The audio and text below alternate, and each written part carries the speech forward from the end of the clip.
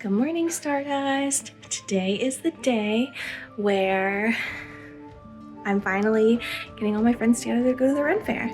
So the dress is done. I have to get my makeup ready.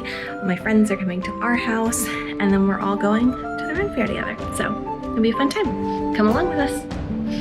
You guys, you're going to be in the video. We should have gotten the video.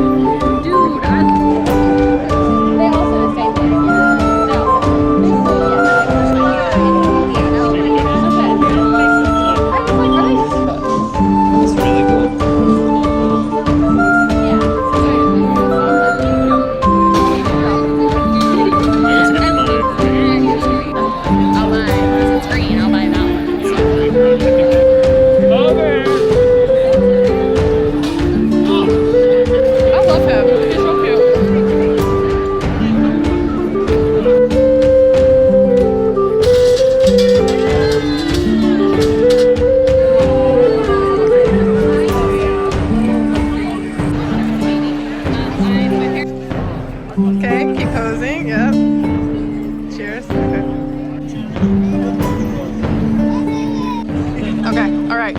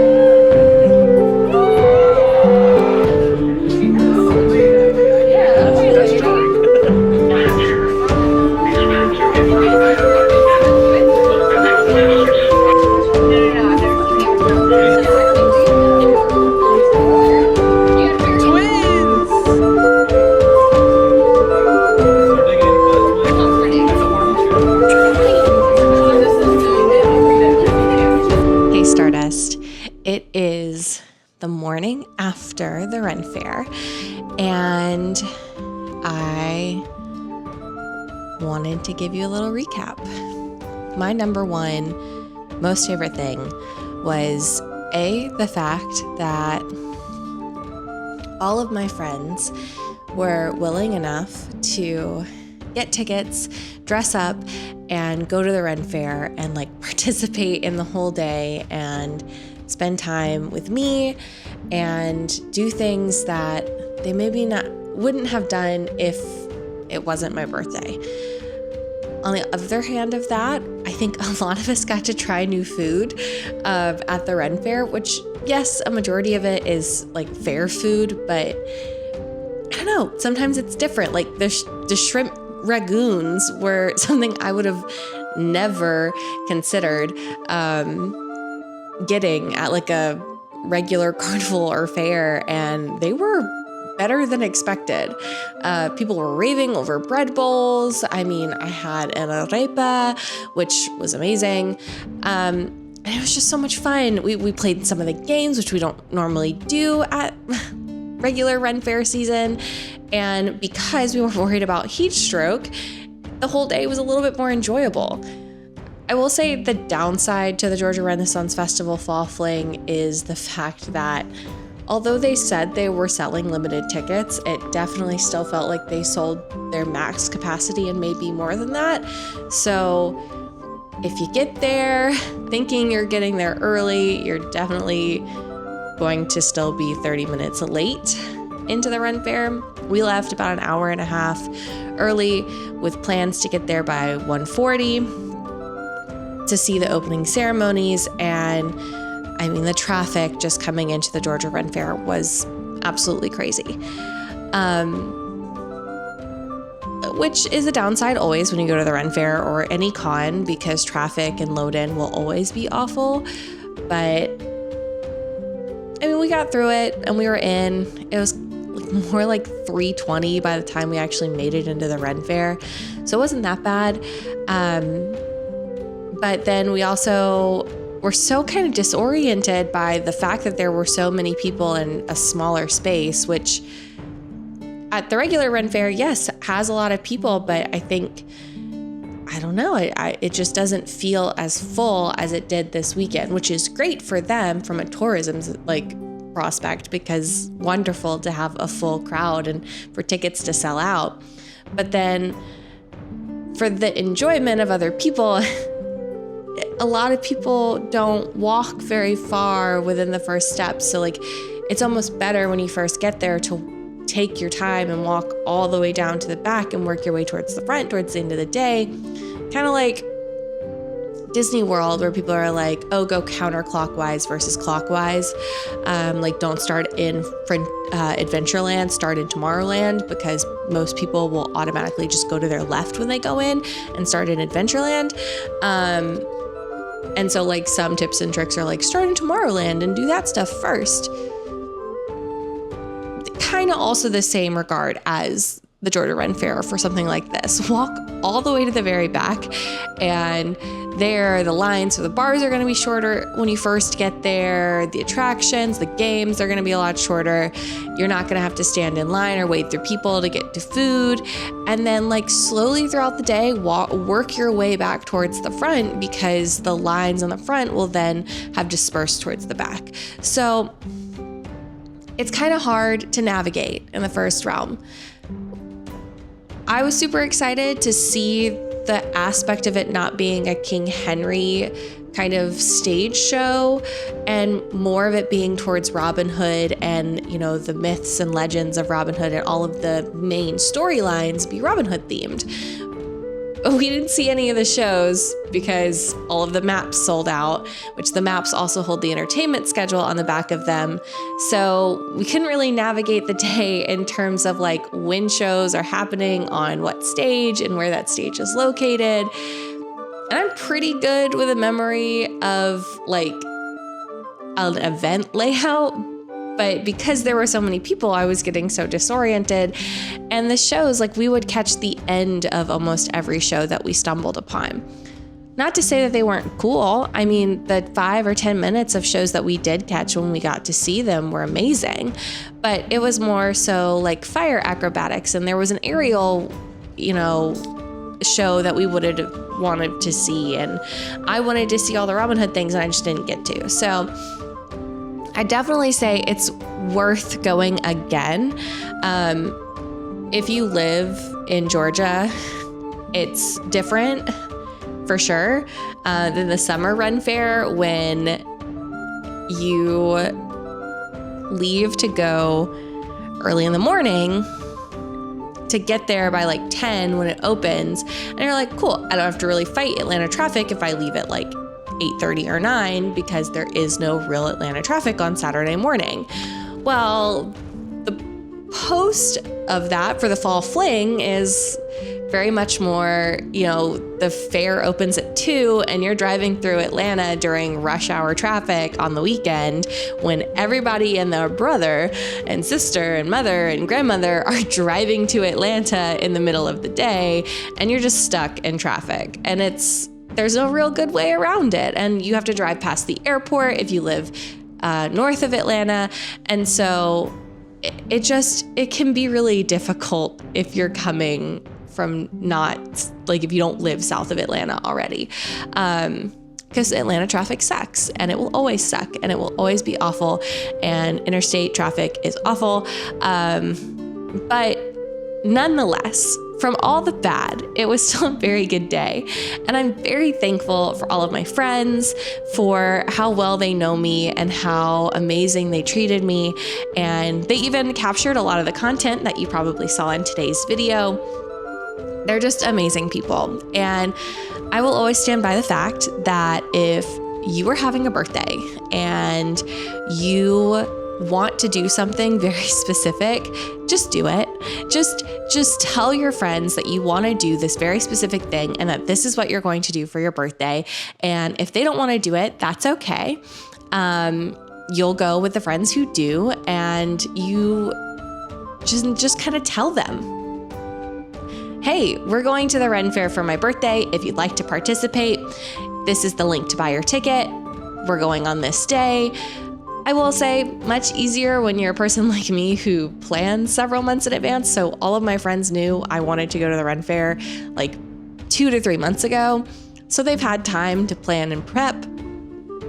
But I also wanted to be very clear that if you wanted to dress up, more than welcome, but it was not mandatory. But this is kind of like a sweet little continuation, an epilogue almost to last year's birthday with my friends, where we did a whole D&D one-shot campaign in my parents' garage of all things. And it was amazing. I had a DM come in and run a whole one shot that was built for us, like a custom homebrewed one shot that was made for us and my 7 or 8 friends. And a lot of those 7 or 8 friends, because I have a very small knit group of people that I hang out a majority of the time with, and go to the Ren Fair with them again. And it was so much fun to kind of live out our own little fantasies and have fun and joke around and play and be kids again in some sort of way. I mean, we're all adults. Most of us are well over 25, not by much, but most of us are. And it's nice to go out and play pretend with your friends. I think more people should do it. And some friends may be uncomfortable, but when you get to do it all together, it kind of takes the uneasiness away from it, and people don't feel so scared to come out of their comfort zone. So do something that you enjoy, but also help your friends step out of their comfort zone and do something they maybe have never done before, or enjoy something in a way that they've never enjoyed before. And that in itself makes it a really powerful and memorable time for everyone. And I think it really helps create community in a way that in the world and climate that we live in sometimes can kind of disappear because people are scared or nervous to go out and enjoy themselves in a way that doesn't feel comfortable. So encourage your friends to be silly. Encourage your friends to do something that's outside of their comfort zone. And if they're great friends, like mine are, they're going to do it. They're going to step outside of their comfort zone. They're going to do the thing for you because they want you to have a great time. And they also want to have a good time and they want to do something different. So if you want to cosplay with your friends, encourage them to do it. Your birthday is the one opportunity, the one time a year to basically encourage your friends to do something outside of their comfort zone because it's for your birthday. So be a little demanding. It's okay. You're special, you matter, and it's not as scary to ask for what you really want from your friends as long as you're not being overbearing and you're putting too many stipulations on it. If they're your friends like they say they are, they'll be as amazing and wonderful as mine were. So, with that being said, I want to thank all of my phrasing friends who attended the Ren Fair with me and even the ones who weren't able to but still participated in the morning and sent us off with well wishes just because they had a conflict. Thank you all. I'm so lucky and wonderful to have shared such a wonderful birthday with all of you. And I can't wait till next year. See you next time, Stardust.